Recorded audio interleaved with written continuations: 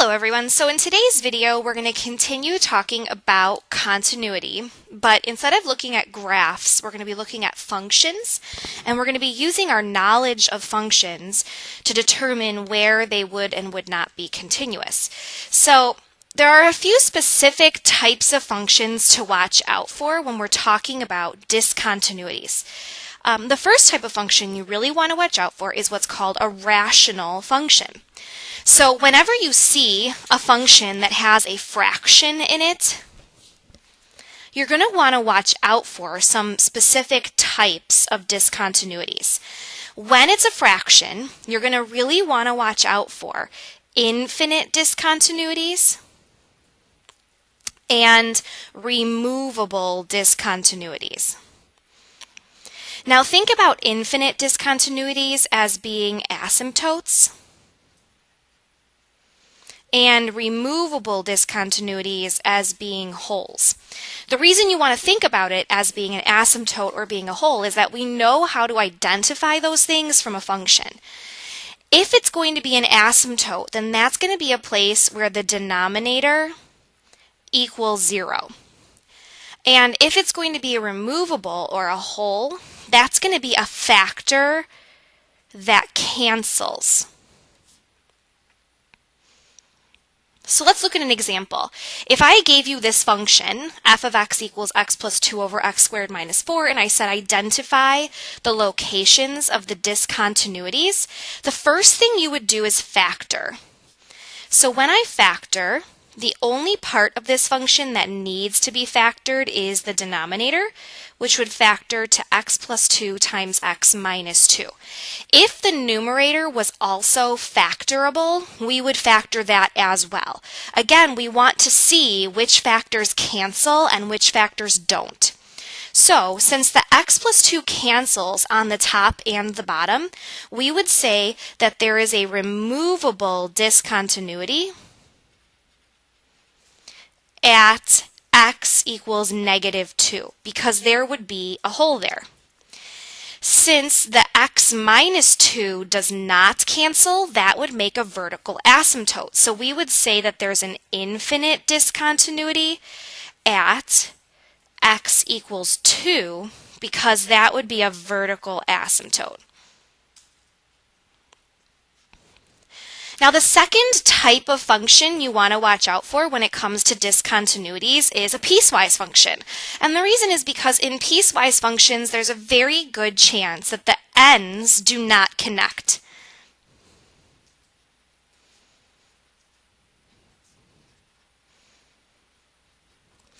So you can get a variety of discontinuities here. For example, if one of these pieces was a rational function, you might get a vertical asymptote or a hole in that piece. However, the one main one you really want to watch for here is a jump discontinuity. That would happen when the ends don't connect. So here's how we would check for that. In this function, the function is broken at 2. The top function controls the values that are less than 2, and the bottom function controls the values that are bigger than 2. So in order to determine whether we are continuous or not, we would take the 2 and plug it into the top, and we would take the 2 and we would plug it into the bottom, and we would see if they get the same number. By plugging the 2 into the top,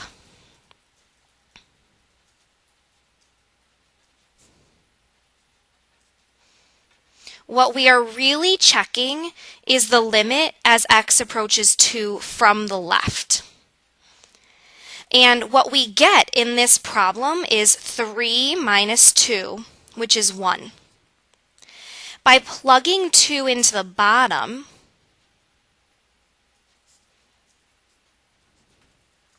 what we are really checking is the limit as x approaches 2 from the right, which in this case would be 2 divided by 2 plus 1, which is 2.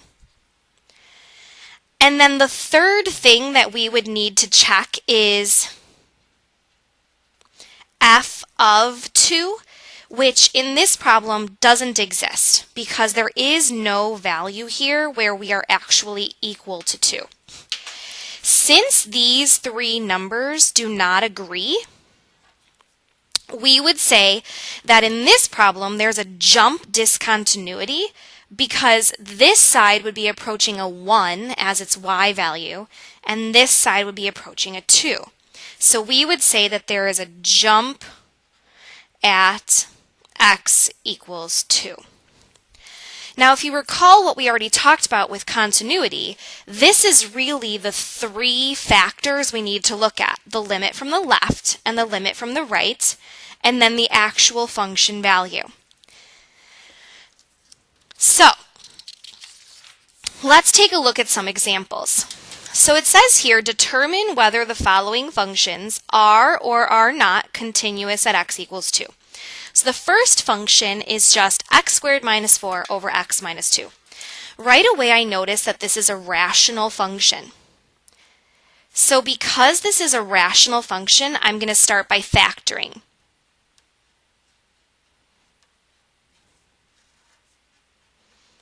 Now I notice that when I factor, the x minus 2's cancel. And as soon as I know that they cancel, I know that there's going to be a removable discontinuity at x equals 2. Since there's a hole, or a removable discontinuity at x equals 2, I am not going to be continuous there. So I would say f of x is not continuous at x equals 2. And the reason that I would use to justify that answer is that because it's removable and there's a hole, the limit as x approaches 2 from the left is equal to the limit as x approaches 2 from the right. But it does not equal the function value, since when you get there, there's actually a hole. Now what we're going to do is look at a function that essentially the first part of the function is the same one we just looked at, and the second part of the function is 3. So if I look at the first part of the function and I treat it the same way I treated this part of the function, I know it's going to simplify to just x plus 2.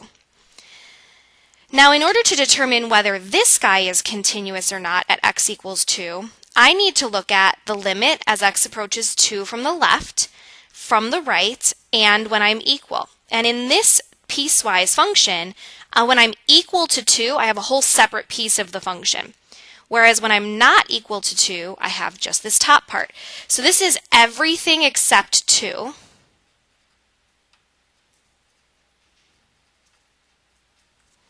And this is when you get to 2. So let's check those three criteria that we know are important. The limit as x approaches 2 from the left, the limit as x approaches 2 from the right, and f of 2.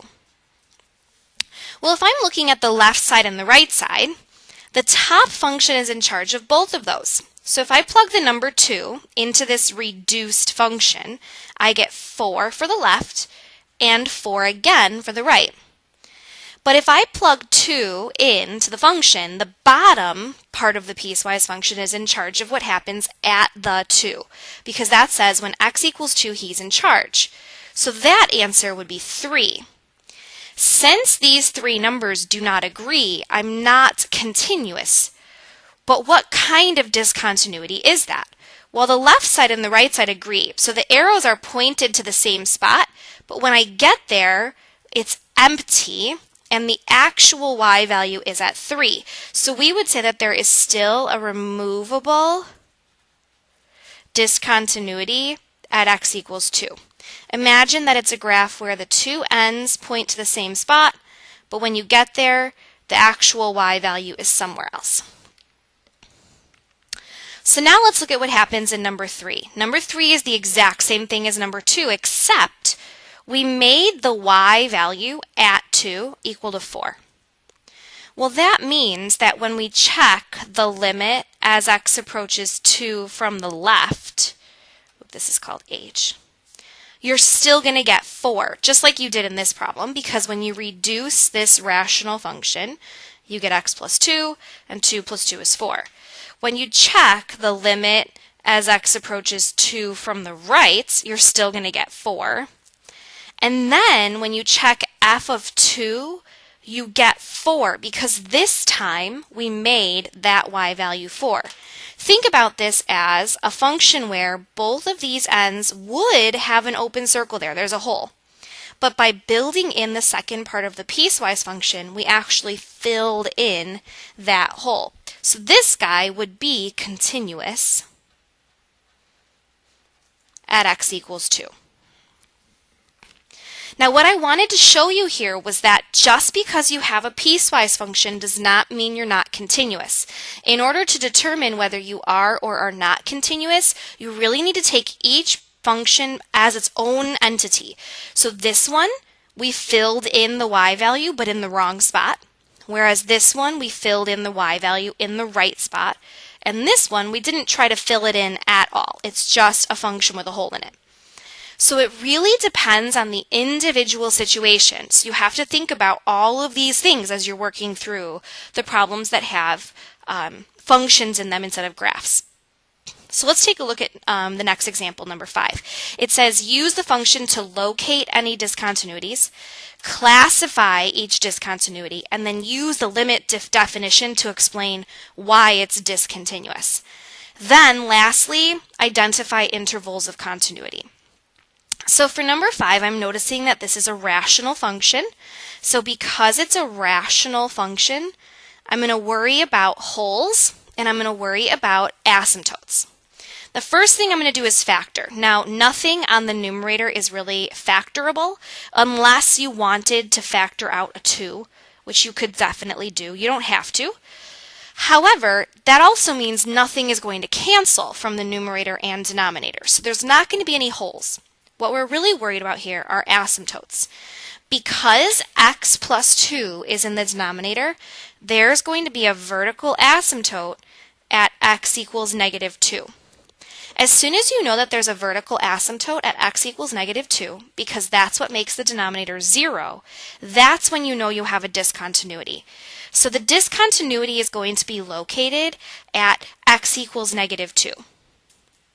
Now because that factor doesn't cancel, because it's just the denominator equal to 0, we know that it's an infinite discontinuity because it's a vertical asymptote, which means because it's an infinite discontinuity, the limits and the functions are not going to match.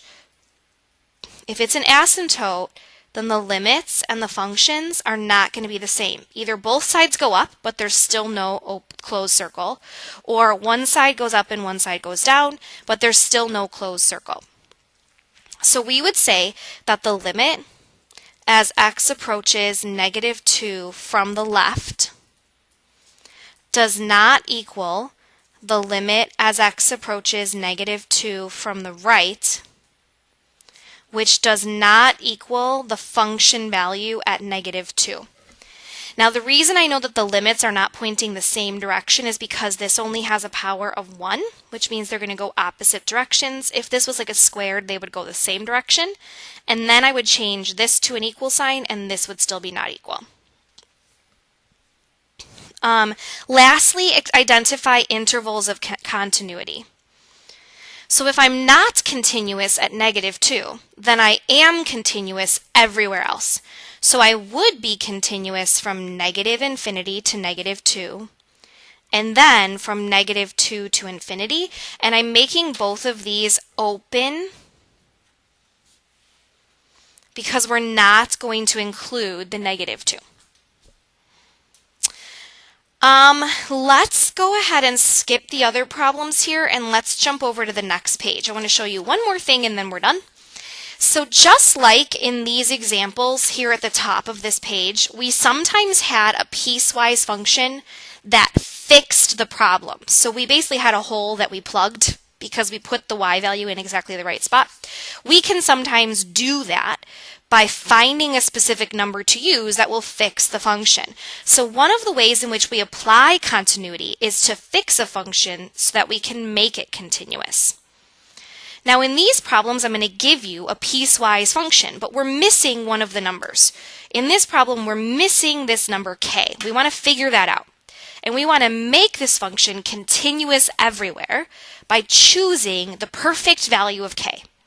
Now because it's a piecewise function, I know that in order to be continuous, I need to fix the part where it's broken.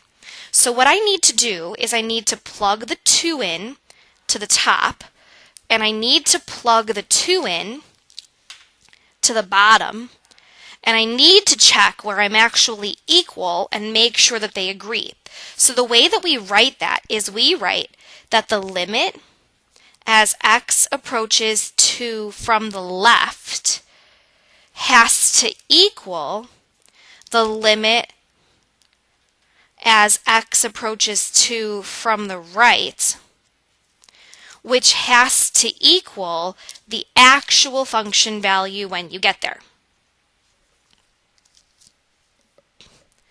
Now you'll notice I use these colors because the top function, which I wrote in red, corresponds to the limit from the left. The bottom function, which I wrote in green, corresponds with the limit from the right. And then we need to figure out which one of those is actually equal. So if we think about this as like a 3-part equation, we're just going to look at each part separately. So if I take a 2 and I plug it into the top function instead of x, I'm going to have k times 2. If I take a 2 and I plug it into the bottom function instead of x, I'm going to have 3 times 2 squared. And since the bottom function is where I'm actually equal to 2, finding f of 2 would really be doing the same thing again, plugging the 2 into the bottom function. Once I get there, it's really just solving some equations. So rather than writing k times 2, I'm going to write 2k. 3 times 2 squared would just be 12. And I'm going to get 12 again here. So really what I'm going to look at is just 2k equals 12, because equaling 12 twice is the same thing. If I divide by 2, I get that k equals 6, and that's the mysterious value that I need to use in order to make my function continuous everywhere. You're just solving an equation. We're going to save the next example. We will do that one together in class tomorrow, but I wanted to kind of give you a taste of what that's going to look like. You're just going to look at the left side limit, the right side limit, the function value, and make sure that they're equal. Because if they're all equal, then we have to be continuous. And then the last thing, we'll do these tomorrow in class, because these are just more examples of the same. So, again, we're going to be looking at continuity. We're just basically looking at functions now instead of graphs, and we will talk about this tomorrow and we'll practice it in class, and I will see you then. Okay, bye.